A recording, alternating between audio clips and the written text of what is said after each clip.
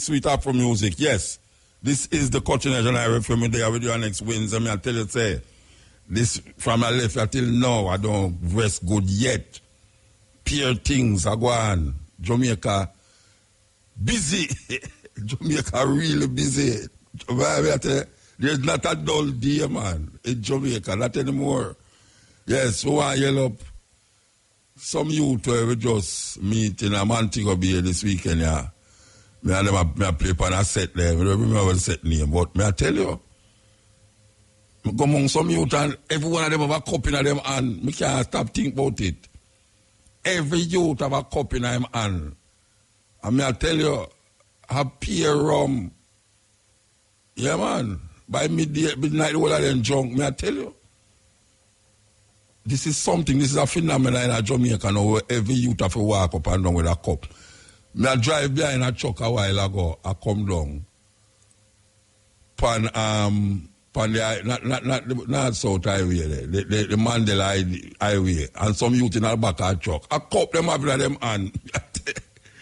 This rum thing, rum people them are beard nowadays. G and him nephew, Jerry and him nephew them and him about a rum, you know, but the thing gone now. The thing gone because what we are saying now is that the youth them, even in the political arena, the way things say, the youth them would have tried change up the thing and make the thing better. But the thing now get better, man. No, man. I mean, I take no blame for that neither, you know. Because I can't tell me to the youth them, I don't know. I never teach no youth to do them something there. You understand? You know, them are dancing at the dance hall, where them are wear, or where them not wearing. It's amazing. It's amazing to see the girls them not wearing anything. I don't know. It get away, but you know, every generation blame the generation before them. I really not blame the generation before me still. And I would have hoped that my children them don't come blame me. Because so far so good. I don't know about film pick me. If them film pick me, I go blame them. But some things are going on, you know, amongst the youth them where nobody can tell me about say me feel nothing because me not responsible for them something there. Little youth are cut off all another youth penis. And what is that all about, man? Them whole 15-year-old youth that go the other day and them say them did want him for other trouble when they go out with from a longer time. And the crisis go on and on and on and on and on. But you can't see a whole heap of them thing there.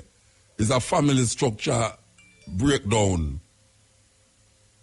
And the family structure is that the family nowadays is not like how family used to stay. Family nowadays is like my daughter, child.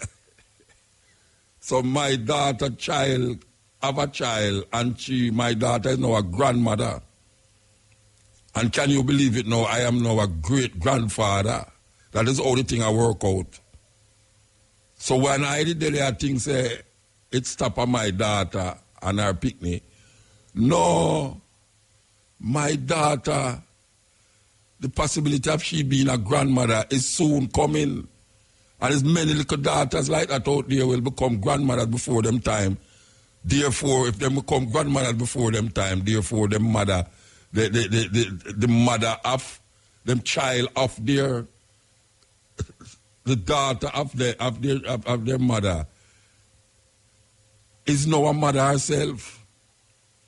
And it becomes very strange that children are having children, and then now you see a breakdown in the family structure. No breakdown in the family structure if children having children. And right now in Jamaica, children have children because when we see some woman and them say them have grand pick me. And me I say, you have grand pick me. I mean, so much you only is, them I say them have 40 and all them something. I say, right, 40 you have grand pick me. That means say, you could have started pick, even if you have pick me at 20, your pick me now come have pick me. So you have grand pick me, you have grand pick me. It get away. It get away when you see grandmothers I got dance. And first time when you see grandmother, I got dance. It's only a fool dance, man. You know, and everybody I say, yes, granny, yes, granny. Nobody know to that again. Granny jump up on all box. Granny jump up on all box and cock out her 2 legs, one in the north, south, one in the north of the highway, one in the south of the highway. A man just stand up in her kitchen and jump on her. A granny that up on the ground, you know. First time I want to be granny that. See, because you don't look on her and Peter, she's too young for be granny, but it's a granny. It's a grandmother that lay down on the ground and wait for a man come jump between her what's. First time granny is a laughing stock at dance. When you see a granny at dance, you say, Granny, where you do? You saw a granny say, hey, you think say a young girl and you can't dance like me? And she started to dance and everybody stop and look on her and I laugh. And I say, hey, Granny. That not there again. Granny a dance. Granny is the center of attraction still. But the dance that she's doing cannot be accepted as a dance. That is not dance again. That is not dance again. I am not taking no blame. I'm not taking no blame. But is we feel the youth them. I don't feel no youth.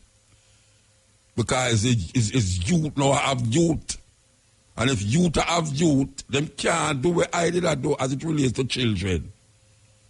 Because the system and the society is set up a different way now. For mix and confuse everything. And the guys, they must sit down. The hierarchy of middle class white men who sit down and control the place. Them decide what you must do or what you mustn't do. When you must do it, how you must do it, and where you must do it. These men sit down with them so-called millennials and plan out strategies how to control your mind.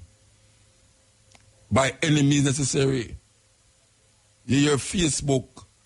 Facebook has finally said, legitimately, Facebook has finally admitted that they are listening to your conversations. Not everybody's conversation, because them choose who they want to listen to. And read what you write. And all the while we have been saying these things.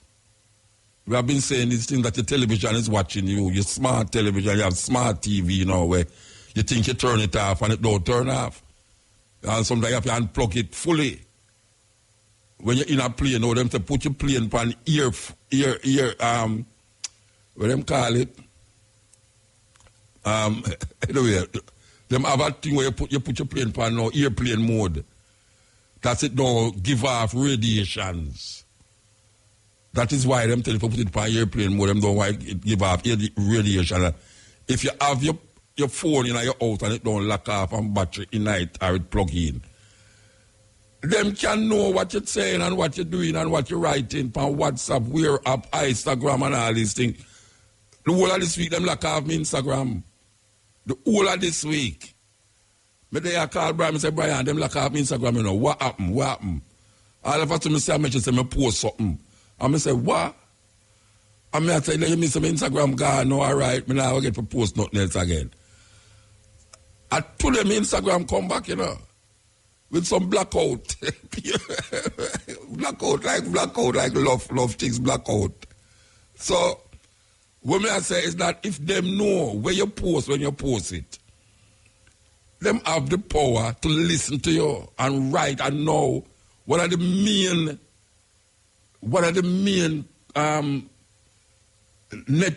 internet network is now admitting, Facebook is now admitting that they have the power to listen to your conversation and read what you write.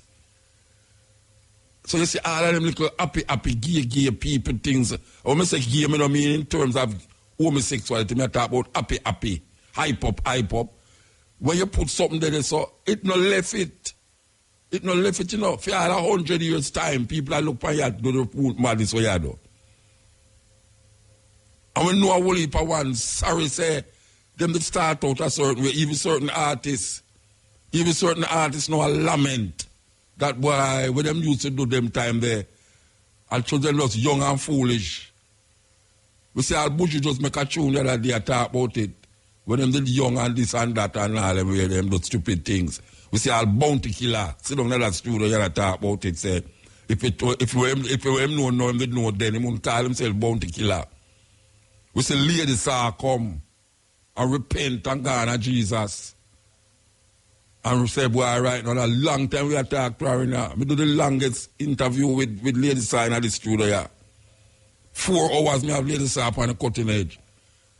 And this and that, and take her after about 15 to 20 odd years after, she just change up. And now you have another one I know named Spice now, where say she take over from Lady Saw and gone and the Spice, and then you have all the little sister them where you feel say will make a difference in the music industry by bringing some sanity to it. All you can hear them every day is this and that, and who have seasoned mouth and some terrible things these young ladies talking and dealing with. And these are the ones now who control the thing. Them control it. You have some youth in America sit down in some high-rise building and sit down and decide where you must listen to, where you must wear, how you must look. I mean, I talk about no whole man, no, I talk about 30 to like 45. These so-called young people who we hear say are old people mash up the place at time we know. Look on what is going on now. Look where I go on now. Look on the music we make. Look on the kind of dance we keep. Look on the clothes we wear. The food we eat. You think our old people plan that? Old people pay you for sit down and say, watch out, come up with something different. And that them do, them just say, all right, watch out. I'm going to give you a grant to figure out how to listening to people.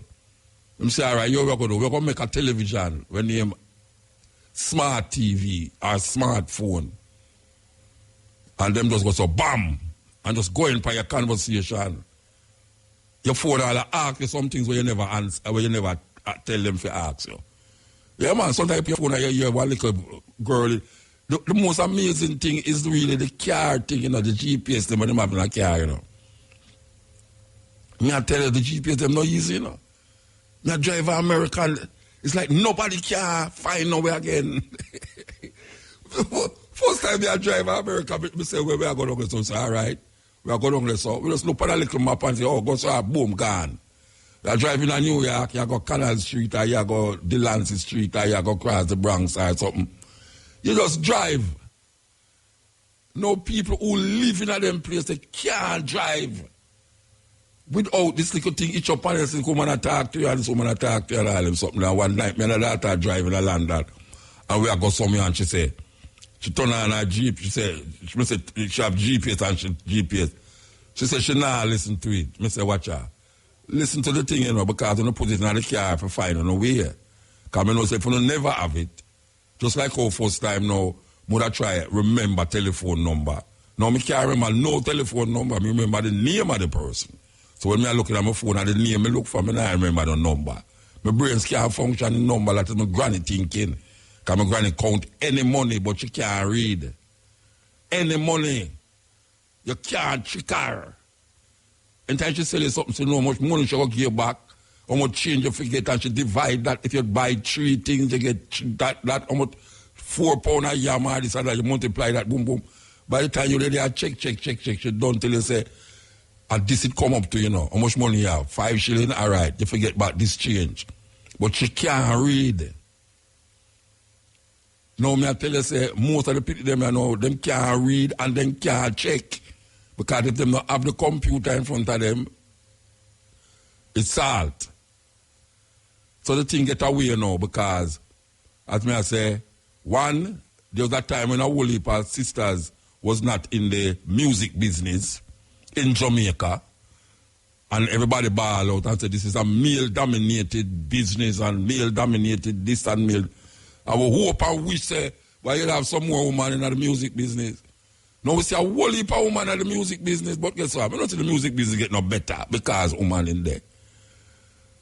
I say women do some things now and I show off some little things and I'll be some little way and them no care. They must have for them life. And them kind of little stubborn talk there. Stubborn talk. Just like when we used to hear what your name there. Lady Saw. Lady Saw say, I fear life. She live it how she want to live it. Well, nobody not say enough to live it how you want to live it. But the consequences of living a certain way, down the line, it's going to bother you. And you're not going to show say it bother you, you know. Your conscience going to bother you, know, but you're not going to show it because of pride. So when you come out of the millennial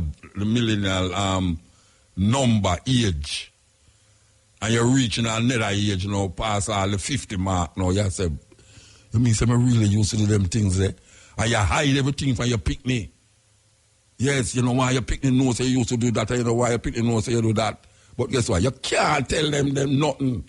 Because a man I say, oh, I live my whole life, you know, me no business. You live all your life and me live all my life. Me no business what you want to say. That's all them I say. Me no business what you want to say. Them say experience teacheth wisdom, you know. And it's true you experience things, only a fool learn from his own experience. Only a fool learn from his own experience. Me tell you, say fire hot, and you go out and me say, leave me alone, make it burn me. And you push out and burn out your hand to right it. Because I didn't know say fire hot already, because I don't get burned from it. So if me tell you, say fire hot, you know, and you know why I accept it. Push on the night, since you want to experience it. So, the reason why I'm after that is to say this, that I see some things are going on amongst the youth them nowadays, you know, that me I say, it weird, man. And you can't talk to them, you can't tell them nothing. First of all, they must start to say, Muta, yeah, old man, you know, that's the first thing. Because the first thing Brian make me know inside, that's me a dinosaur, you know. I may just say, yeah, me a dinosaur. But guess what? You see the things that you had to know? Watch when your picnic come up and you start to tell him certain things and see if he's going to listen to you. Because I know say my picnic they have to listen to me. Yeah, my picnic they have to listen to me. But it's a different thing now from a man past 20 now and you're nothing from a man over 50. From a man past 20, I said 20. From a man past 17. Him no want to hear nothing from nobody over 50. That him a talk about no, and I said, no sir, 50, no sir, I'm the old man that. I mean, I don't know where a 20-year-old can do what me can do. I don't know what him can do that I cannot do. That more I like find out. What can a 20-year-old do that I cannot do? This is the cutting edge on IRFM. We're there with you, you know. We're there with you. Yes, this is the cutting edge. We want to play a little sister here where we have another program. Sit down when you're here for 4 hours with me. Sister, come here to do some poetry on the Disport Festival. And we decided to say, well, we have to bring her in the studio. She named Sonny Patterson. Here we go. Sonny Patterson. We have not always found comfort in killers.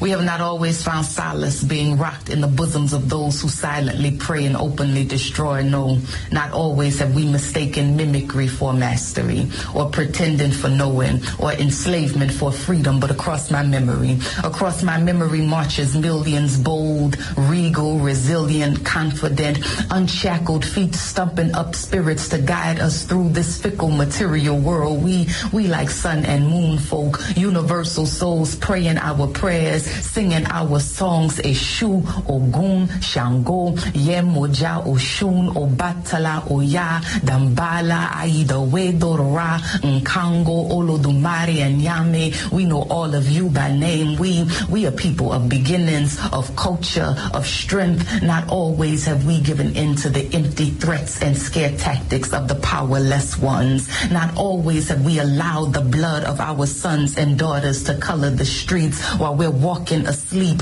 marching to the beat of death siren song. They're still wearing their sheets with nooses in reach, showing their teeth and smiling it seems. But I hear in the breeze, in the rustle of the trees, and the dangling of the feet, they say, please don't let them ever forget. You see, not always have we suffered from amnesia. Not always have we forgotten how to conjure up spirits, ancestor wisdom, fix up a mixture, spiritual elixir, ancient traditions. We like magicians, God like vision. We are people of sight, so no, not always have we fallen for this okie doke or inhaled the hazardous smoke of the manipulators or been satisfied with crumbs from meals our hands have prepared. Hugh said life for us ain't been no crystal stair, but at least the steps are there to push us up higher, teach us how to go beyond the destroyer's disguises, look them in the eyes and be able to see. Cause what's surprising when you know the nature of a beast, and especially when they've shown the same face for centuries. So you tell me, what's the difference between two sisters in New Orleans shot point blank in the back of the head and two women bombed in their car in Baghdad? Or government-sanctioned killings in Kenya and a sister held hostage in a house in Virginia? Or poverty in Haiti, poverty in Jamaica, rape in Rwanda or rape in Somalia, a sweatshop in China or one in Guatemala, or smallpox and blankets, syphilis and Tuskegee, formaldehyde and FEMA, ethnic cleansing and Katrina. I recall within the speech Dr. King made us aware. He said injustice anywhere is injustice, and so they can spare us that drama, huh? We got the heart of them field working mamas. We carry the torch of that ancestor fire. So with every fiber that flutters in our being, with every find that comes from our seeking, with every hearing that comes from our listening, and every sight that comes from our seeing, we must be faithful, strategic, victorious, and free. Yes, Sonny Pattison. Serious lyrics, serious words from the poet. We want to give you... Wait, you never know you're still about. We want to give you a next poem. And we've been playing this poem here for a couple of weeks now, and we get, people say, Muta, who did that poem there? I hope people think it's a foreigner. No, it's Jinso. Call himself the mighty Jinso. It's Jinso to the poem. And we're going to play it again and again and again because, yes, a poem. Without confidence, you're twice defeated in the race of life. But with confidence, you have won before you have even started. Let me take into the halls of Timbuktu when the teachers were you and the scholars were you. We mapped out the stars, knew when the comets flew, traveling the seven seas on a rendezvous. Way before Marco Polo and his crew even knew the sky made the sea blue.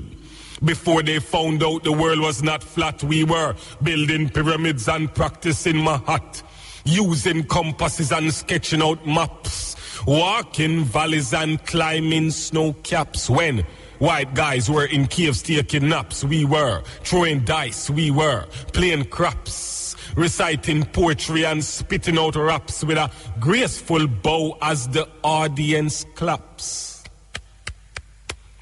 Back in the days when we praise Amen Ra, back in the days when we raised by the law, showing respect to our ma and our pa, saying good morning to elders we saw.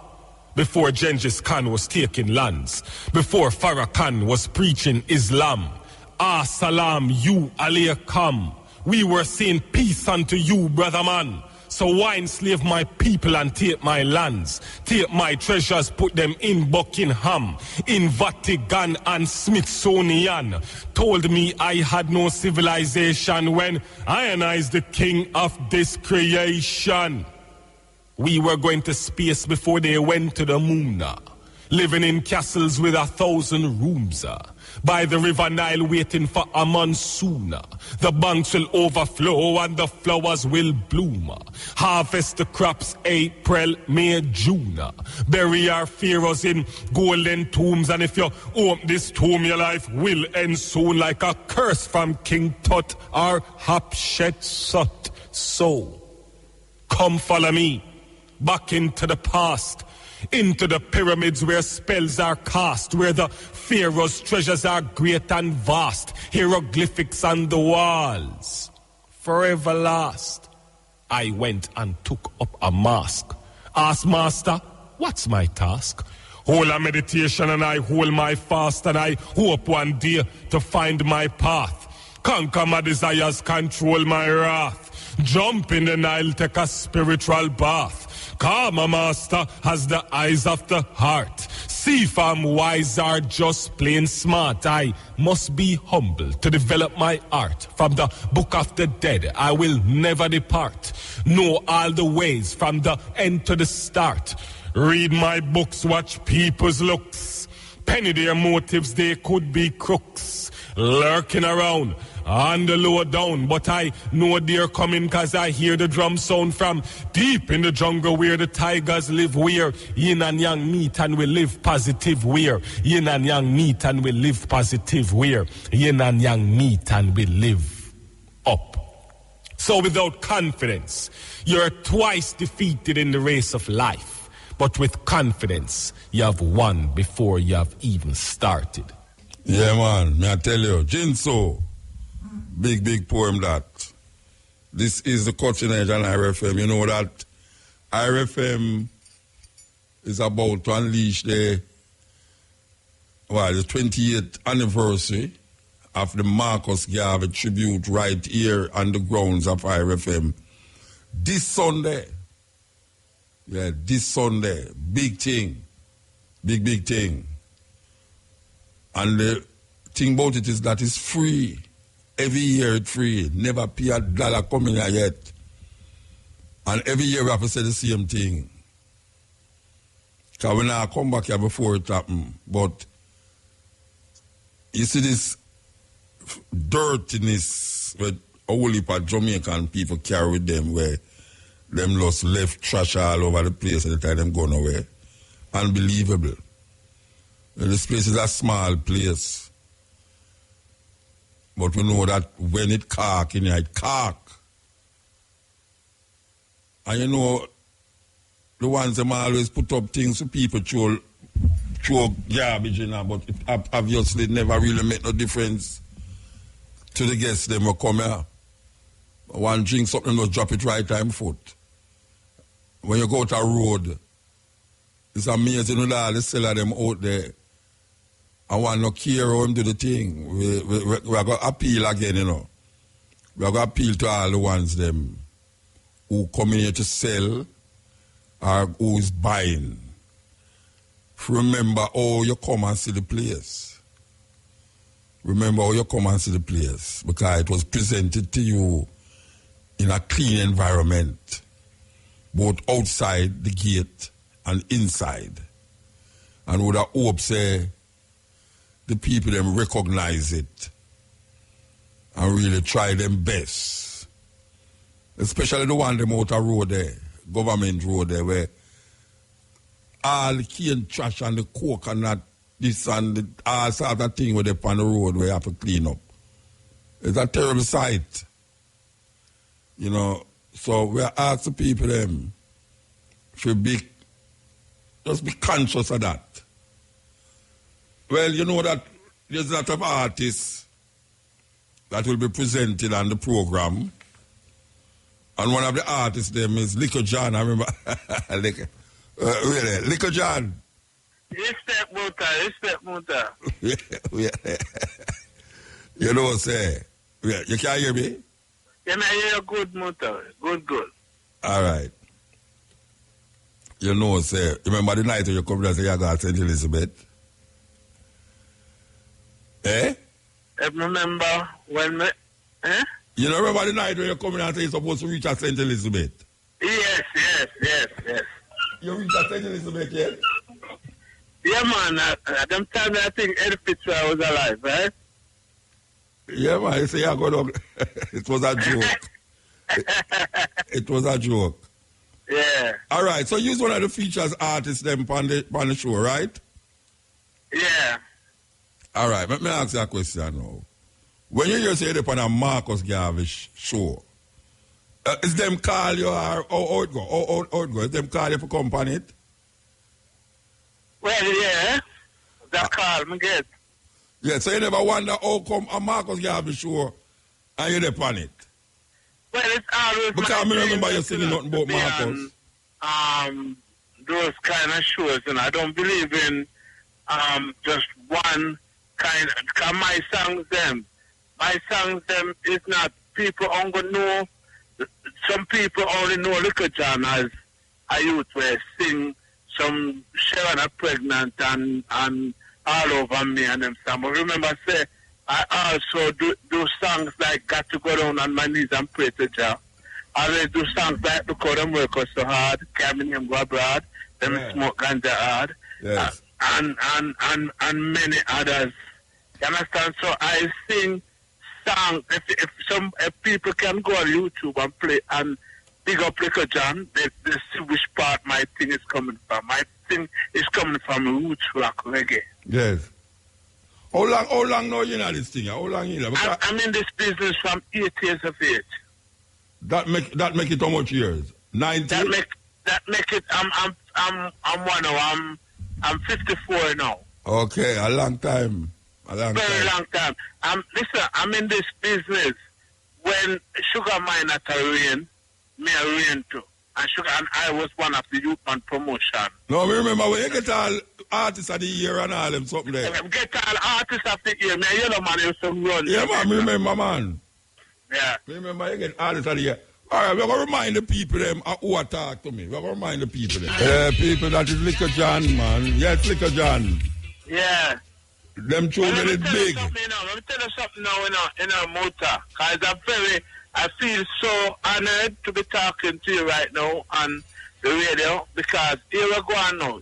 You see, when we there in San Diego, I perform, white people I sing my song them. And I know none of them sing, I know like all over me, work us so hard, and them sing them. They have a different list. For me, the songs them that they know when me grace the stage, the white people, I sing my song them word to word. Some song like If All the Girls Should Live Across the Ocean. Some songs like reggae dance. You understand me? Yeah, the one that were not popular out here. Them songs gonna play at Jamaica. Yeah, that me I say. Well, I find the most artists surprised when them go foreign and hear the song them. Them have a list. Because they go see my list, I'm a figure one list. It's a work or so, or a true confession list.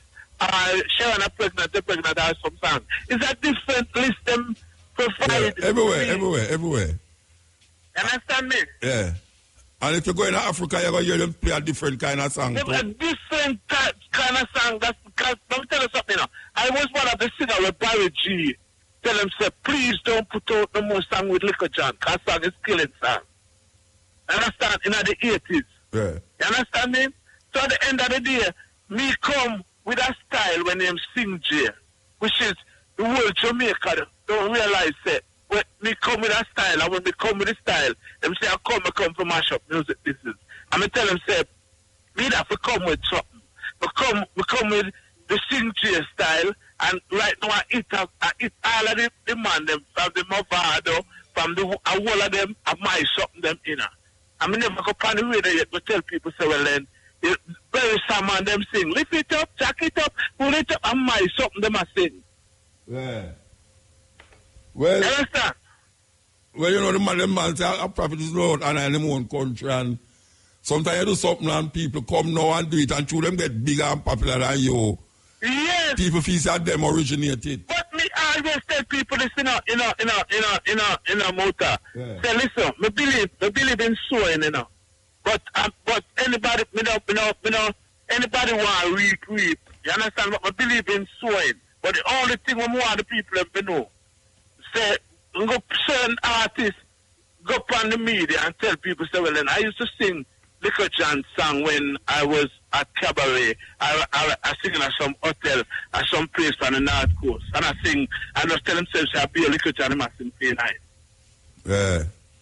You understand? While some people does not do that, because me, I don't, right now, between me and Muta, is a joy to talk to you because I can't get to express myself. So let me ask you something. You're still at tour, though? You're still at tour? But we can't stop. They're one of the artists where ever dip on the road. Your advantage mileage enough. Yes, ever dip on the road. They're one of the only youth where in the hype. I'm well, all right. Coming in the hype. Of course. Yeah, man, I'm glad to hear that because I see the eye out the road still, even though the eye not see eye, but I see the eye still. Yeah, man, because let me tell you something, Muta is a man of respect to the very grown where you walk from. Because we come on one dance, one night, you on a sugar mine at place there. Yeah. And you draw some one away liquor, John, and I say, Muta, Muta, have it locked it up. Me remember the night, man. A store have sound system there on there. Yeah. You understand? So at the end of the day, my brother, me youth with us a humble youth, and me just know say them a do the shows them in Jamaica, and me now ask them for none.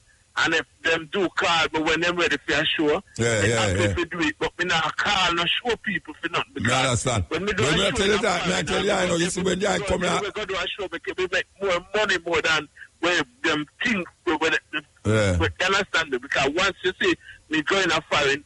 If I can't go in a foreign, we don't have a problem. I make my food up on my table. Yeah. You understand? But it's when I come here Sunday. It's when I come here Sunday and I draw some of them tunes. You're going to see the reaction because the people are going to say, who name Lico John? It's when them hear the tune. They say, oh, I name Lico John. Wicked. I say, go ahead. Because you hear them call up out the place. Them know the tune. Listen, I never go nowhere yet in the world I have a flap show. But the find shows in America with people and the youth them say, the local youth them say the only person them want to come lecture to them and liquor jam and work for artists there. Understand? I remember them have some community radio and the whole world. Only for that day in America. You understand? Because at the end of the day, me have some song. Remember, I know, me do song like Give the Youth a Try now. Yeah. Give the youth man a try now. Just go on YouTube and put in Give the Youth a Try now. Listen, I have some song with no voice. They have some song with no voice, fine like a girl, you know. Some song like Wait Till I Put On My Robe, you know. When I do when me 8 years of it, I do the first time my voice going on song, it's straight away. Me Sugar Miner. And I used to name Captain Simbad. I may have the look of voice. In night I say, how do you Simbad, body? 51 star, me never bought. Yeah. Who did I record with first? Who first did I record with? Sugar Miner is the first person. One of King Tubbies.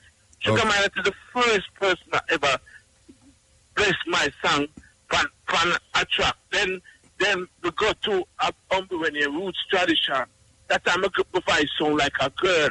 A long time I eat from my voice fine like till when my voice mature. A song when name Oh You String a Sound in the Land for Henry John Jalars. And then after that we go to Channel 1. We do a song when you record the Mercury so hard for Jojo.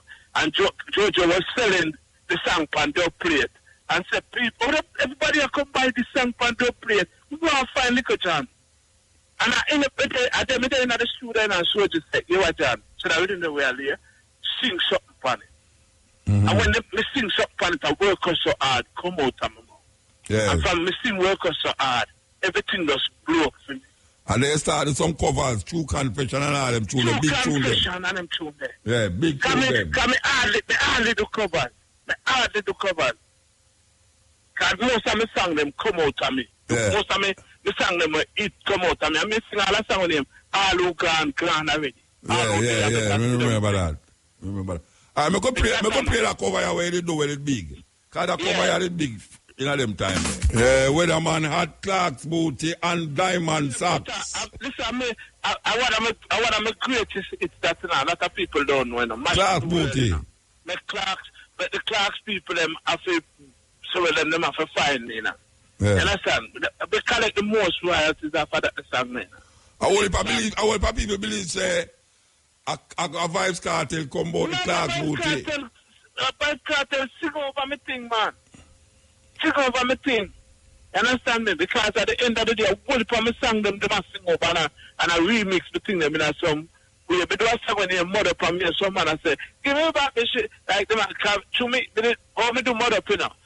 I want song where me student them used to say, give me back the shit with the lion funny, lion funny, and me just come back and me just come as a youth full of spirit and know so me I sing with the people from way back when. I said, nobody give me that. They got it. I say, modo. You understand? And mash up the world again. You understand? So at the end of the day, when we come with some things, because we can't find everything we keep in the motor. What's been about to promote the people, because at the end of the day, we can't eat a finger of banana and go my bed. You understand? Because at the end of the day, me know, say, them have to find me if they want me. If they don't want me, them not have to find me. Yeah. All right. Well, I look forward to see the this Sunday. I'm not dead man. No, I know you're dead man. And come feed the people right in the courtyard. Yes. You understand? Marcus Garvey tribute. The Marcus Garvey thing, you know, and me's a lover of Marcus, you know, because the man they try to show black people say, you have to understand themselves, and up till now they don't understand it. Yeah. So, we can't narrate a great man like that. I hear Marcus Garvey thing and me not dead. They have to do that. All right, give thanks, brethren. Give thanks. Nice talking to you, Muta. Yeah, man. And keep yourself together same way, because I always like your spirit. Yeah, Irie. Yeah. Teach the people out there. Yeah. And them still, they are the next, they are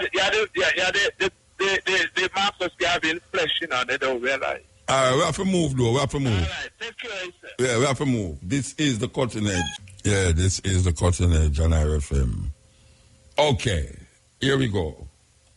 Pat Clark.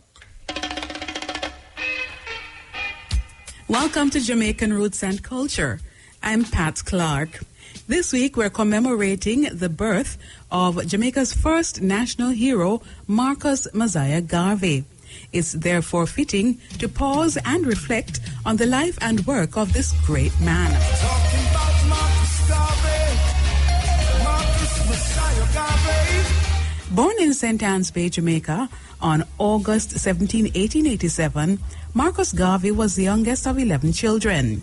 Garvey moved to Kingston at the age of 14, found work in a print shop, and became acquainted with the abysmal living conditions of the laboring class. He quickly involved himself in social reform, participating in the first Printers' Union strike in Jamaica in 1907 and in setting up the newspaper, The Watchman. Leaving the island to earn money to finance his projects, he visited Central and South America, amassing evidence that black people everywhere were victims of discrimination. He visited the Panama Canal Zone and saw the conditions under which the West Indians lived and worked. He went to Ecuador, Nicaragua, Honduras, Colombia, and Venezuela. Everywhere, blacks were experiencing great hardships. Garvey returned to Jamaica, distressed at the situation in Central America, and appealed to Jamaican's colonial government to help improve the plight of West Indian workers in Central America. His appeal fell on deaf ears. Garvey also began to lay the groundwork of the Universal Negro Improvement Association, to which he was to devote his life. Undaunted by the lack of enthusiasm for his plans, Garvey left for England in 1912 in search of additional financial backing. While there, he worked on a publication called The African Times and began to study the history of Africa, particularly the exploitation of by colonial powers. In 1914, Garvey organized the Universal Negro Improvement Association and its coordinating body, the African Communities League. In 1920, the organization held its first convention in New York. The convention opened with a parade down Harlem's Lenox Avenue. That evening, before a crowd of 25,000, Garvey outlined his plan to build an African nation state. In New York City, his ideas attracted popular support and thousands enrolled in the UNIA. Garvey began publishing the newspaper The Negro World and toured the United States, preaching black nationalism to popular audiences.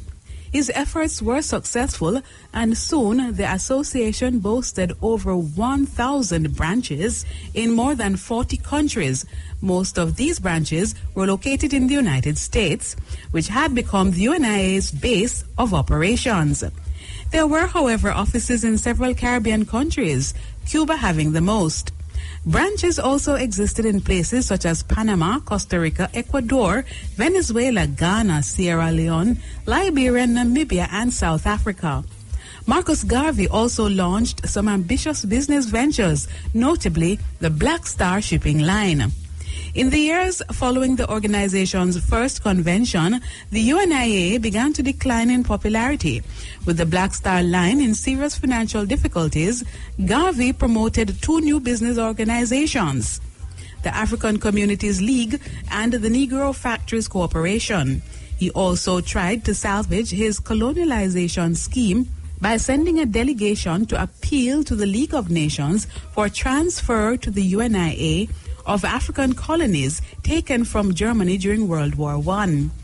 Financial betrayal by trusted aides and a host of legal entanglements based on charges that he had used the U.S. mail to defraud prospective investors eventually led to Garvey's imprisonment in an Atlanta federal penitentiary for a 5-year term. In 1927, his half-served sentence was commuted and Garvey was deported to Jamaica by order of President Calvin Coolidge. Garvey then turned his energies to Jamaican politics, campaigning on a platform of self-government, minimum wage laws, and land and judicial reform. He was soundly defeated at the polls, however, because most of his followers did not have the necessary voting qualifications. In 1935, Marcus Garvey left for England, where, in near obscurity, he died on June 10, 1940, in a cottage in West Kensington. In retrospect, his life's work contributed tremendously to the development of black pride and self-confidence worldwide. In 1962, Marcus Garvey was named Jamaica's first national hero. And now, to end Jamaican roots and culture, here's our famous quotation from the Black diaspora. Up, you mighty race, you can accomplish what you will. The words of Marcus Mosiah Garvey. For Jamaican Roots and Culture, I'm Pat Clark.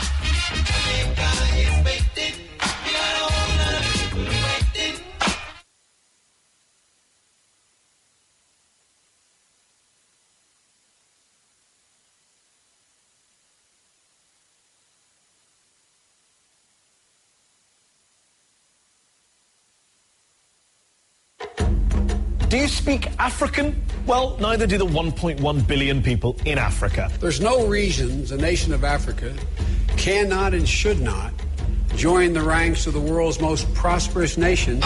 It's not actually a country. It's a continent of 54 very different nations and more than 2,000 languages. But it's constantly misunderstood or misrepresented. Any mention these days of what was once called the Dark Continent conjures up lazy images of war, famine, corruption, or disease. Who has time to mention the 22 Nobel laureates from 9 different African countries, right? And guess where 4 of the 10 fastest growing economies in the world are located? Not in Europe. Yep, they're in Africa, which of course has issues with poverty and inequality. But let's not forget that 1 in 3 Africans is middle class, and the continent is one of the fastest growing markets in the world for mobile phones. And guess which one of these 2 places is in Africa?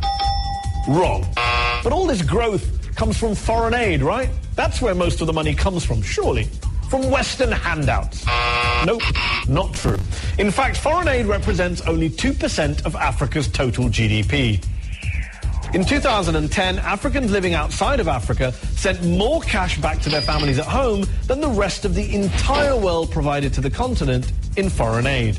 How about the plight of poor African women? Well, the continent has had 7 female presidents. The United States, still waiting, I'm afraid. Meanwhile, Rwanda has the highest proportion of female parliamentarians in the world, 64%. Over in the UK Parliament, it's a record 29%. But you know what? It's important that we focus only on the doom and gloom across the continent, because every 60 seconds in Africa, a minute passes by. You know, say, my mind I tell me if I play over that something, yeah. Yes, because we want the people them. We want to hear it. We want to hear it. For all of your things, Africa is this backward place and it's a continent. It's not a country, it's a continent.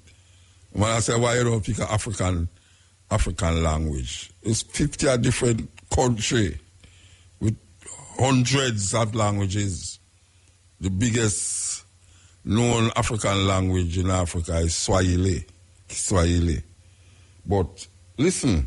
Do you speak African? Well, neither do the 1.1 billion people in Africa. There's no reasons, and they... Do you speak African? Well, neither do the 1.1 billion people in Africa. There's no reasons a nation of Africa cannot and should not join the ranks of the world's most prosperous nations. It's not actually a country. It's a continent of 54 very different nations and more than 2,000 languages. But it's constantly misunderstood or misrepresented. Any mention these days of what was once called the Dark Continent conjures up lazy images of war, famine, corruption, or disease. Who has time to mention the 22 Nobel laureates from 9 different African countries, right? And guess where 4 of the 10 fastest growing economies in the world are located? Not in Europe. Yep, they're in Africa, which of course has issues with poverty and inequality. But let's not forget that 1 in 3 Africans is middle class, and the continent is one of the fastest growing markets in the world for mobile phones. And guess which one of these 2 places is in Africa? Wrong. But all this growth comes from foreign aid, right? That's where most of the money comes from, surely. From Western handouts. Nope, not true. In fact, foreign aid represents only 2% of Africa's total GDP. In 2010, Africans living outside of Africa sent more cash back to their families at home than the rest of the entire world provided to the continent in foreign aid. How about the plight of poor African women?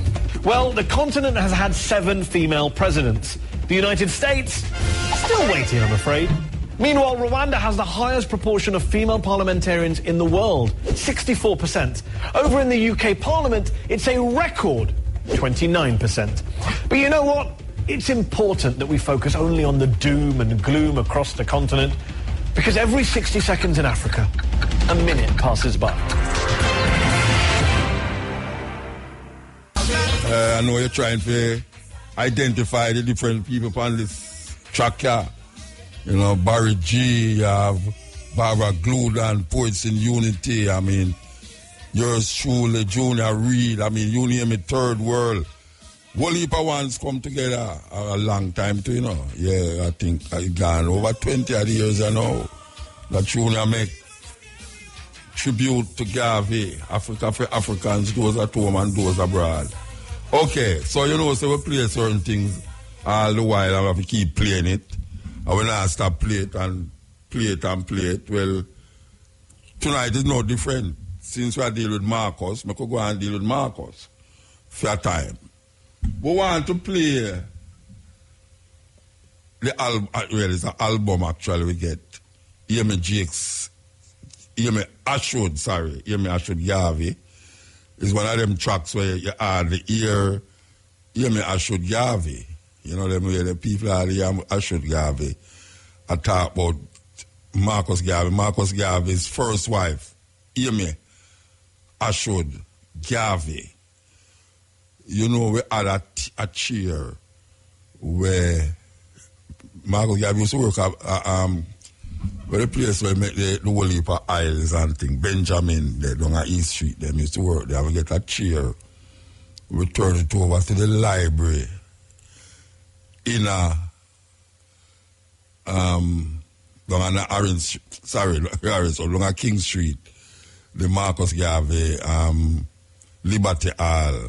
If you go down there, you see this long chair, but we have a little book. We have a little book where Marcus Garvey used to write in where them there prison. And you know, say, me that look for the book yesterday, and yesterday I look for the book and I can't find it, you know, but me I go find it. It's a little book where Marcus Garvey used to write in when him there prison, him write a sketch, have a whole heap of things tonight. And this album, we still have the album. I will go and play it. but this time we transfer to CD, and then we transfer to the computer, hard drive, so it preserved well now. So all the while we play it, and we're going to play it again. This is something where you hardly hear. It's like a gem. If you hear me, I should describe. And even the ceremony we keep before the meeting start and all them things there. So here we go now. Here we go. This is a souvenir recording in memory of the Honorable Marcus Garvey, the Jamaican hero who pointed the way to African independence in his clarion call for a new day and a new and greater destiny for his people. Ethiopia, the land of our fathers, a land where the gods love to be. A storm cloud and night sudden gathers, armies rushing to thee. We must in the fight be victorious when swords are thrust and men to bleed. For us will the victory be glorious when led by the red, black and green. Advance, advance to victory, let Africa be free. Advance to meet the foe, advance to meet the foe, with the might of the red, the black and the green, with the might of the red, the black and the green. The body of Marcus Garvey slumbers, but his immortal spirit, like a mighty dynamo, vital, alive, ennobling, still inspires his people along the path to human dignity, racial pride, and national sovereignty, the ideals for which he fought, lived, and died. Shine on, eternal light, to greater soul this day. Dispel the loneliness of night and drive all doubts away. Our longing eyes prepare when war and strife shall cease, to view the answer to appear, Lord, will have faith. That was the processional hymn. Time marches on, death rends asunder the filial bond that links the human heart. Life's drama folds and refolds, and the melody of the immortal greats and their accomplishments linger on. Listen to the spiritual self of the immortal Marcus Garvey in poetry, in song, and in music. The memory of a people is best portrayed.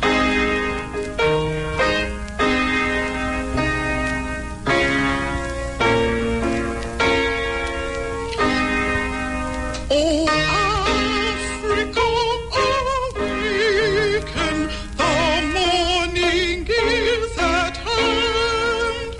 No more art thou forsaken, O bounteous motherland. Far from thy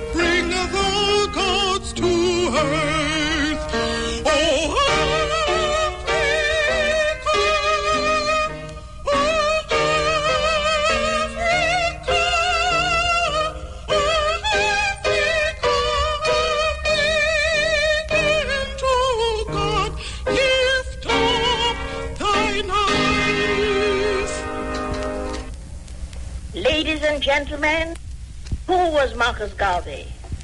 Who was this man whom Bishop Ranson of the AME Church called the mightiest prophet of the age? Who was this man of whom the erudite James Weldon Johnson once said, he had the daring and energy of the Napoleonic personality that draws masses of followers. He stirred the imagination of the masses as no other leader ever had.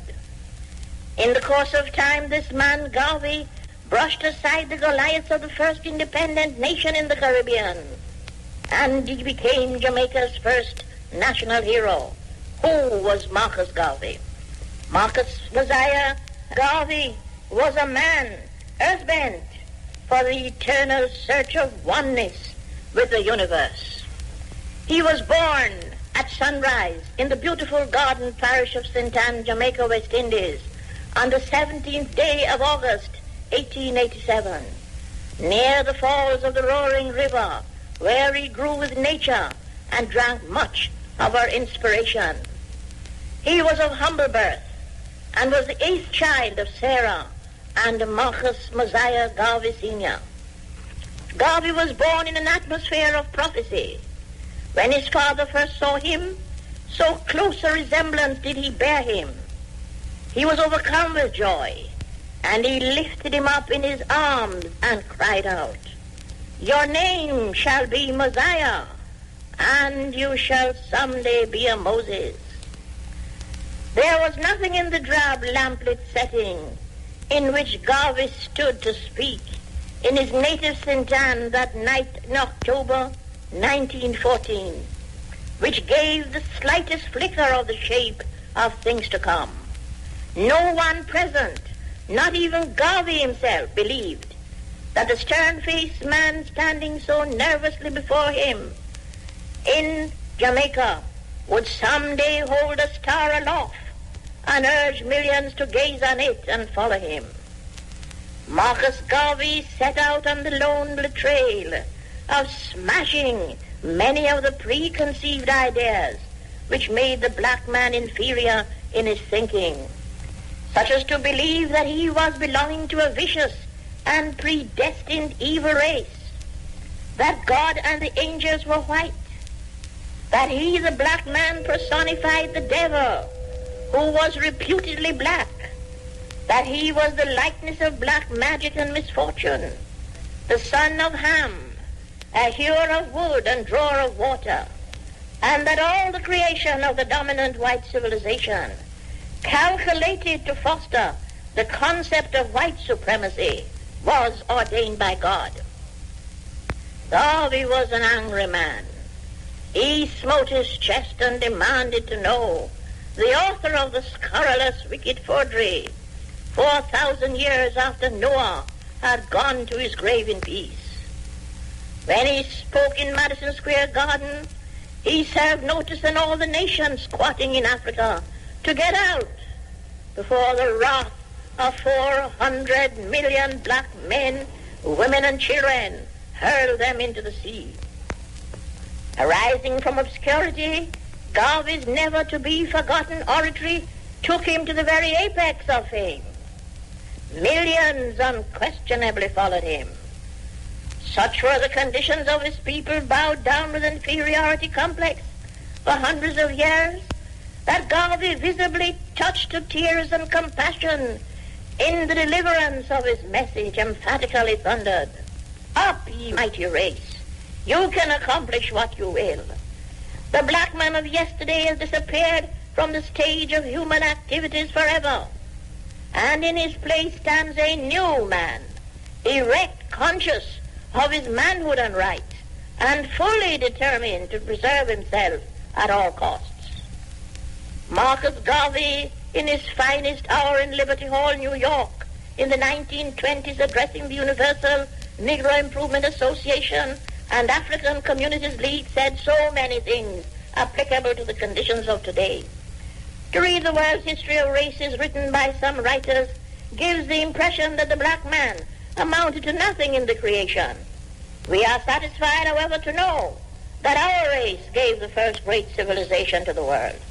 For centuries our ancestral home was a seat of learning, and here black men who were fit for the gods were philosophers, scientists, artists, and men of vision and leadership. On the other hand, our traducers were groping in darkness and continental barbarism. Black men, you were once great, and you will be great again. Great men have come out of Egypt, out of Ethiopia, out of Africa, Sahara.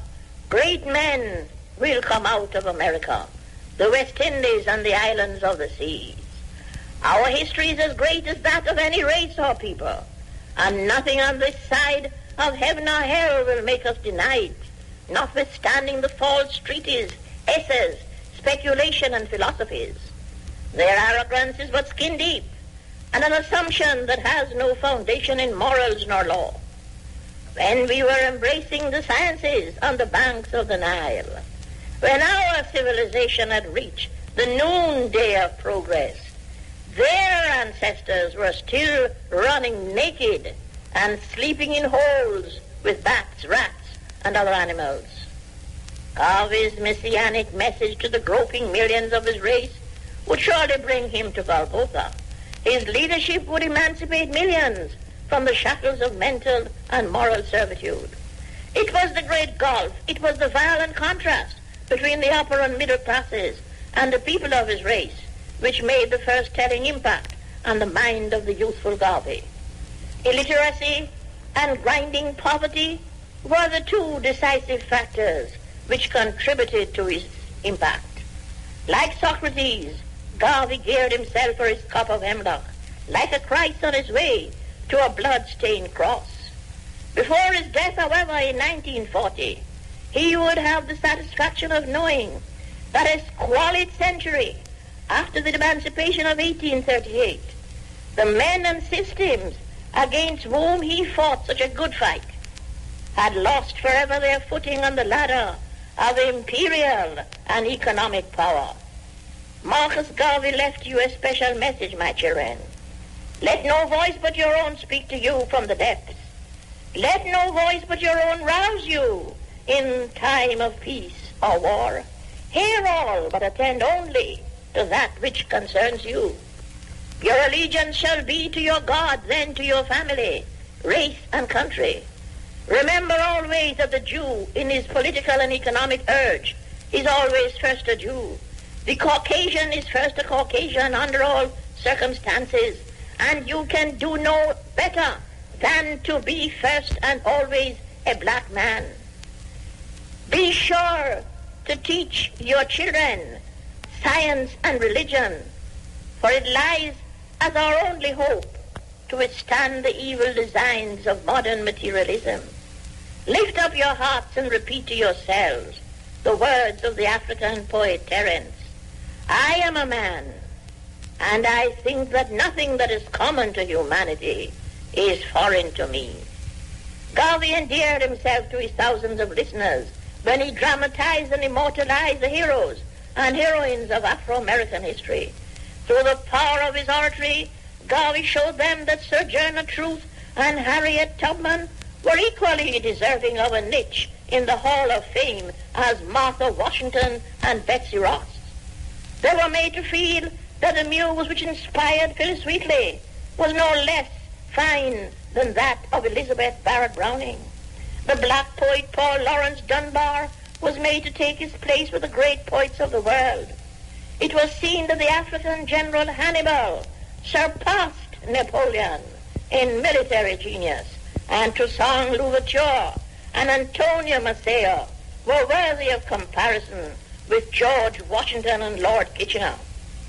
Marcus Garvey's spellbound audiences heard that Crispus Attucks was as great as Patrick Henry, and that the Ethiopian Queen of Sheba outshone Britain's Queen Victoria in the splendor of her court. Solomon, in his wisdom, towered above Gladstone. King Menelik was more than Abe Lincoln. Never before had the descendants of the slaves been so uplifted. Marcus Garvey delivered that message, and all the world wondered. Africa for the Africans. those at home and those abroad. It was the same message delivered 4,000 years before by the Jewish patriot, "Let my people go." Ladies and gentlemen, at the end of his journey, we pause to assess his work and worth. We find that Marcus Garvey has left his people in America at the crossroads of history and destiny. The now 38 independent states in Africa are the first of the fruits of them that slept in the chronology of his prophecy. To quote his own words, "Hail, United States of Africa, hail." Also Trinidad and Tobago, Barbados, Guyana, and his own homeland, Jamaica, still on the wave of freedom. The associated states within the British Commonwealth of Nations, Grenada, Antigua and Barbuda, Montserrat, St. Kitts and Nevis, St. Vincent, St. Lucia, Dominica, Anguilla, and the British Virgin Islands, flying the flag of freedom and independence and echoing the voice of Marcus Garvey. Whatever his failings, Marcus Garvey brought fresh hope and courage to his people.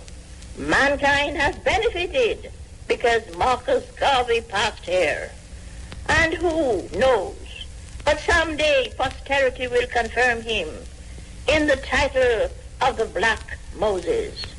Then millions of black men, women, and children will make the pilgrimage to his shrine in Jamaica, for they will have come to pray and kneel at the tomb of the father of African independence. Oh, he vowed to win his race its destiny, to lift them up from ignorance and hell. With deathless courage, fashioned victory, fighting on equal field. What if he fell? He's gone, 'tis true, but history yet will tell that Marcus Mosiah Garvey did his work, and he did it well.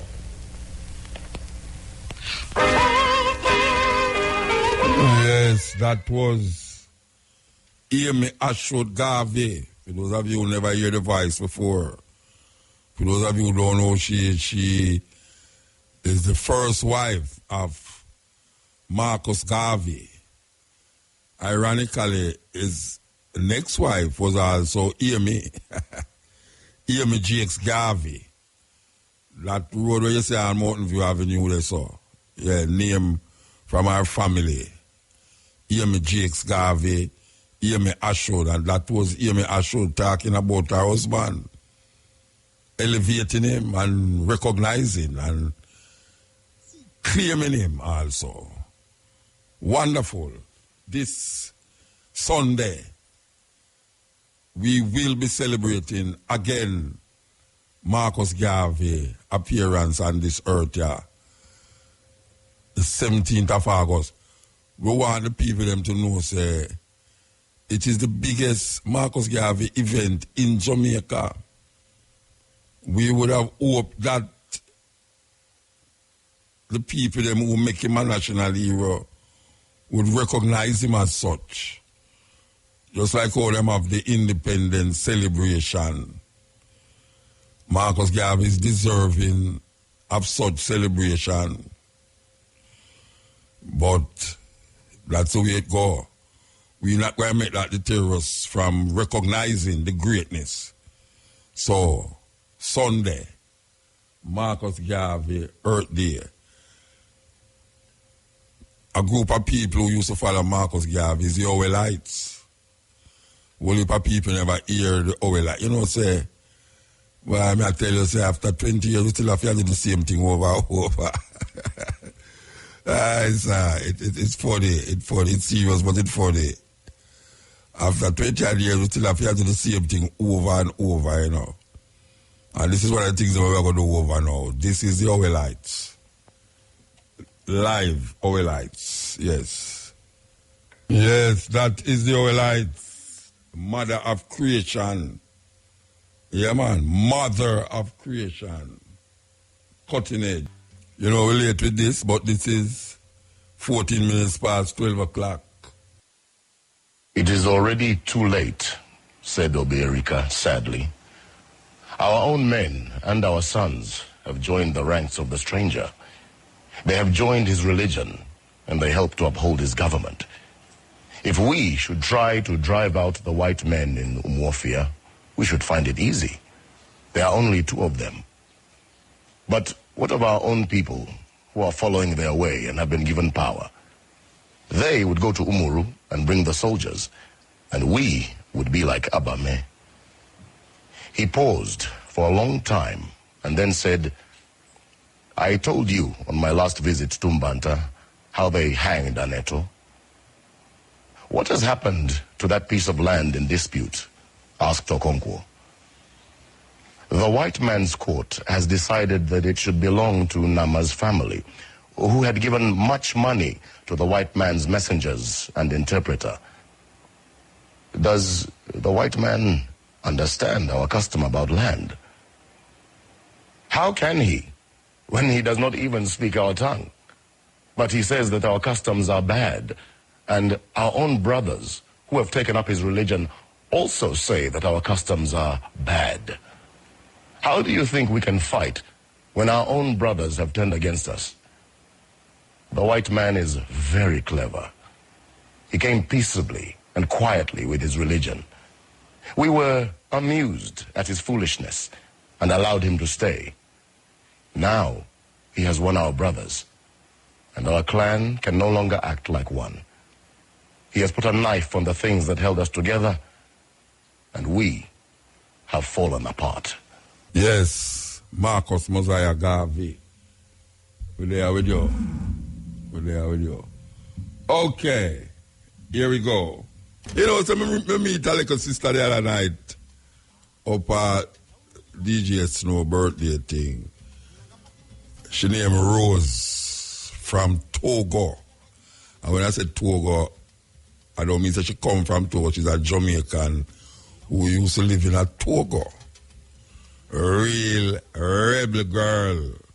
We want to heal up Rose, you know. You think we forget you, we don't forget you. We want to heal up the rebel girl, Rose, who used to live in a Togo, who used to live in a France, who used to live all about the place. And therefore, with a Jamaica, yeah. We are playing the song of her, you know. Believe you me, because she into her African thing. She into her African thing. Trust me. Here we go again. Yeah, man, the music that wake up all the dead, man. May I tell you. Sweet music from Senegal, that's West Africa. If you want to know, them talk French there and English and them own a language, man, lingo. But there's a man by the name of Shekante Diop. Shekante Diop, one of the greatest scholars out of Africa, who proved to the world that the Egyptians and the pharaohs were black people. Yes, we talk about testing, going at the pyramid, them go test that. Prove that them was black people. Shekante Diop. And then you have Amadou Bamba, Sheikh Amadou Bamba, one of the spiritual head of the Bafals in Senegal. Yeah, man. Okay, here we go. Let's see if we can get it right here. We're not unique in its sins as a country. We're not unique in our evils, to be honest with you. I think where we may be singular is our refusal to acknowledge them. And the legends and myths we tell about our inherent, goodness to hide and cover and conceal so that we can maintain a kind of willful ignorance that protects our innocence. See, the thing is that when the Tea Party was happening, we were saying, pundits, oh, it's just about economic populism. It's not about race. When people knew, social scientists were already writing that what was driving the Tea Party were anxieties about demographic shifts, that the country was changing, that they were seeing these racially ambiguous babies on Cheerios commercials, that the country wasn't quite feeling like it was a white nation anymore. And people were screaming from the top of their lungs, this is not just simply economic populism. This is the ugly underbelly of the country. See, the thing is this, and I'll say this, and I'll take the hit on it. There are communities that have had to bear the brunt of America confronting, white Americans confronting the danger of their innocence. And it happens every generation. So somehow we have to kind of, oh my God, is this who we are? And just again, here's another generation of babies. Think about it, that 2-year-old had his bones broken by 2 parents trying to shield him from being killed. A woman who has been married to this man for as long as I've been on the planet almost, lost her husband. For what? And so what we know is that the country has been playing politics for a long time on this hatred. We know this. So it's easy for us to place it all on Donald Trump's shoulders. It's easy for us to place Pittsburgh on his shoulders. It's easy for me to place Charlottesville on his shoulders. It's easy for us to place El Paso on his shoulders. This is us. And if we're going to get past this, we can't blame it on him. He's a manifestation of the ugliness that's in us. I've had the privilege of growing up in a tradition that didn't believe in the myths and the legends because we had to bear the brunt of them. Either we're going to change, Nicole, or we're going to do this again and again, and babies are going to have to grow up without mothers and fathers, uncles and aunts, friends, while we're trying to convince white folk to finally leave behind a history that will maybe, or embrace a history that might set them free from being white. Finally. What else? Lord help us. Yeah, man. May I tell you? The man you blow. Hey, Hugh Masekela was exiled outside of South Africa, just like Miriam Makeba and many others during the apartheid times. And up to about 3 years before or 4 years before Nelson Mandela died, he was seen as a terrorist by America in the books. The ANC was seen as a terrorist organization. Never come out of the books. I don't even know if them still come out of the books. Yes, ANC was seen as a terrorist organization. Can you imagine that? Man coming to your land, take away your land, enslave the people, them and all them something there. Disenfranchise them and all these things. And he's become a terrorist because you fight back. Because you're fighting back, you are a terrorist. May I tell you, man, we'll continue the journey. Hello, I'm Jared Taylor with American Renaissance. Most people think that the United States was, from the very beginning, dedicated to the idea of racial equality. Yes, they say there was slavery and segregation, but we were always working to fulfill the promise of all men are created equal. Of course, Thomas Jefferson, who wrote those words, was a slaveholder who didn't think the races were equal at all. But that phrase from the Declaration of Independence will haunt his memory forever. Not many people know that in 1776, there were black slaves in all 13 colonies and in the entire New World, from Canada to the tip of South America. In 1770, 40% of the white households in Manhattan owned slaves, and there were more slaves in the colony of New York than in Georgia. 9 of the first 11 presidents were slaveholders. The 2 exceptions were John Adams and John Quincy Adams. Jefferson thought slavery was a bad thing and that slaves would eventually be freed, but he wanted freed slaves sent back to Africa. There's a quotation from him on the wall of the Jefferson Memorial that goes like this: "Nothing is more certainly written in the book of fate than that these people are to be free."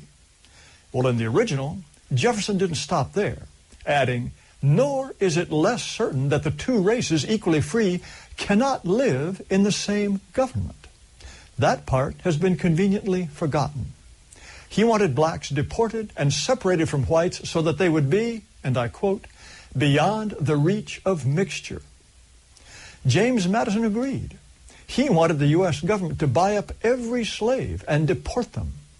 After he served as president, he ran the American Colonization Society, which was set up to send blacks back to Africa. At the inaugural meeting of the society, Henry Clay explained its purpose, quote, to rid our country of a useless and pernicious, if not dangerous, portion of the population. Some of the most famous early Americans were not just members of the Colonization Society, they were officers. Besides Madison, there were Andrew Jackson, Daniel Webster, Stephen Douglas, William Seward, Francis Scott Key, Winfield Scott, and John Marshall. James Monroe worked so hard to help freed American slaves leave the country and establish Liberia that grateful Liberians named their capital Monrovia in his memory. The founders wanted blacks out and whites in. After the U.S. Constitution was ratified, the very first United States Congress had to decide who could be an American. They passed a law that said only, quote, free white persons could be citizens of the new country.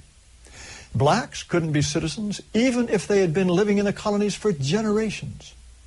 It took an amendment to the Constitution in 1868 for blacks to become citizens. And American Indians didn't finally become U.S. citizens until 1924. From colonial times on, there was strong opposition to mixed-race marriage. Massachusetts prohibited miscegenation from 1705 to 1843 and repealed the ban only because people thought it wasn't needed. They thought the idea of mixing was so repellent that no one would do it even if it were legal. Of the 50 United States, 44 at one time had laws prohibiting interracial marriage. White people did not want blacks to vote. In 1855, there were 31 states in the Union, but blacks could vote only in 4. All of them were in New England. And together they had only 4% of the total black population of the country. The federal government made sure that blacks couldn't vote in the territories. When Oregon joined the Union in 1859, its constitution stated that no black person could come live in or even visit the state. But Abraham Lincoln, the great emancipator, didn't he believe in racial equality? No. During the Lincoln-Douglas debates, he said this, I am not. Here we go again. Nor ever have been in favor of making voters or jurors out of Negroes, nor of qualifying them to hold office, nor to intermarry with white people. There is a physical difference between the white and black races which I believe will forever forbid the two races living together on terms of social and political equality. Lincoln agreed with Jefferson. He wanted to free the slaves and then deport them. In 1862, Lincoln had the Civil War on his hands, but he was so worried about what to do with free blacks that he named a commissioner on immigration and sent him off to look for countries that would take in the blacks he wanted to be rid of. He also sent a message to Congress calling for free blacks to be deported. U.S. presidents usually say only bland, non-controversial things. Well, this is what some of them said about race. James Garfield wrote, I have a strong feeling of repugnance when I think of the Negro being made our political equal, and I would be so glad if they could be colonized, sent to heaven, or got rid of in any decent way. Theodore Roosevelt wrote that he had, quote, not been able to think out any solution to the terrible problem offered by the presence of the Negro on this continent. As for Indians, he said, quote, I don't go so far as to think that the only good Indians are the dead Indians, but I believe 9 out of 10 are, and I shouldn't inquire too closely into the health of the 10th. William Howard Taft once told a group of black college students, your race is adapted to be a race of farmers, first, last, and for all times. Warren Harding thought the races would always be separate. Quote, this is not a question of social equality, but a question of recognizing a fundamental, eternal, inescapable difference. Harry Truman wrote, I am strongly of the opinion that Negroes ought to be in Africa, yellow men in Asia, and white men in Europe and America. He also referred to the black servants in the White House as, quote, an army of coons. Dwight Eisenhower told Supreme Court Justice Earl Warren he understood why Southerners wanted segregated schools. They didn't want, quote, their sweet little girls to sit in schools alongside some big black box. He said that what he regretted most about his 8 years as president was sending federal troops to Little Rock, Arkansas to enforce school integration. It's not until John Kennedy, elected in 1960, that we have a president with views on race that just might be considered acceptable today. Because now, of course, we are supposed to think that race doesn't even exist. And even if it did, it would be immoral to base any decision on race. As I think I've made clear, this is a very recent way of thinking. From colonial times right up through the mid-20th century, virtually all white people believed race was an essential part of the American identity. They understood that people of different races are different and build different kinds of societies.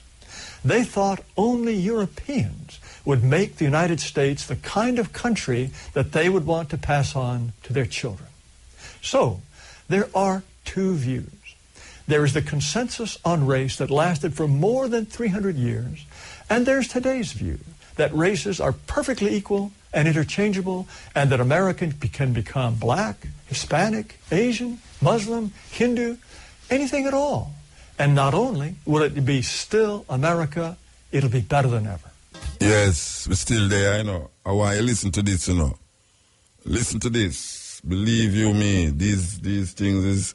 a lot of people out there wonder where we get them things there from. But it's true, we network large. People just send me things. Here we go. Listen to this. So let me take you back to 1971, and it was Reagan, who was, by the way, the governor of California at the time, was on the phone with then President Richard Nixon. So during this conversation, Reagan referred to leaders of African nations as, quote, monkeys, and then President Nixon gets in his own dig. Here you go. And last night, I tell you, to watch that thing on television, that's it. Yeah. To see those monkeys from those African countries. And they're still uncomfortable wearing shoes. Well, and then the tail wags the dog there, doesn't it? Yeah. The tail wags the dog. That's it. That's it. Reagan from the phone. Leaders of African countries are monkeys. That's Ronald Reagan, the same Reagan who sent helicopter and plane coming out to come wipe out the ganja of Westmoreland. Yeah, with the aiding and abetting of the government of Jamaica. You think them easy, but we know them. We know them. Just like what the man just tell you about the different presidents who was slave owners and who was racist. And you hear black people all the while always talk about Lincoln this and Lincoln that. He was one of the racists too. Yes. The people that talk about Lincoln this and Lincoln that, the great emancipator and all them things. He was one of the racists. Here we go. Classic Jamaican reggae music. This is the Continuation FM. You know, so we're going to come forward here from 2 to 5:45, little more, with the Stepping Razor, the art of war. Matrix in the building. Yes, Matrix in the building. So, we're going to play the last song here. We're going to play the last song and gone left. Yeah, that song here. Don Carlos was the lead singer. Before there was Michael Rose, there was Don Carlos in the Black Euro group. You didn't know that? You didn't know about Don Carlos, you know? You see, Matrix never know that, you know. Said Don Carlos was in Black Euro. That was like 70. You'll have 3 of them, you know. Gatti, Don Carlos, and the lead. You know what the lead? Which one me not call? You know, some of them are going to lick in the telephone book. Oh, all right, you're right. I'm okay. Can be ready for licking out the telephone book, you know. All right, Don Carlos, Ducky, and Gatti was Black Euro. You understand? Well, Don Carlos Osolo, with a brother named Don Carlos Angol. Yes, Don Carlos Angol. It's a kind of